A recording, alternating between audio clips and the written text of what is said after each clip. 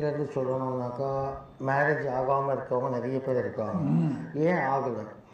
அவன் கர்மா என்ன, கர்ம வினை என்ன, யார் சேர்த்த கர்ம வினை, எனக்கு மேலேயா அதுக்கு மேலேயா, இதெல்லாம் கண்டுபிடிக்கும். இதெல்லாம் கண்டுபிடிக்கிறதுக்கு ஆண்டவன் நமக்கு சில அருள் கொடுத்துருக்கோம். பிடிச்சிருவோம், முடிச்சு சரி பண்ணிடலாம். குழந்தை நிற்கலை, நானே மருந்து கொடுத்துட்றேன், இன்னும் குழந்தை நிற்கலை, எந்த பாவம் அங்கே பிடிச்சிட்டு இருக்கு சரிங்களா? அந்த பாவங்களை கர்மாவை நம்ம கழிச்சு அதுக்கப்புறம் மருந்து வழியாக கூட நம்ம சரி பண்ணிட்டு இருக்கோம் சரிங்களா? அதுக்கடுத்தது பார்த்தீங்கன்னாக்கா செய்வினை கோளாறு நிறைய பேர் இன்னைக்கு பிரச்சனை இருக்காங்க. செய்வினை கோளாறு நல்லா போயிட்டே இருக்கும் லைஃப். திடீர்னு பார்த்தீங்கன்னாக்கா அடிமேல் அடி வந்து பிச்சைக்காரனாக ஆகிடுவாங்க. எப்படி ஆனால் அவனுக்கே தெரியாது, எப்படி ஆனால் அவனுக்கே தெரியாது.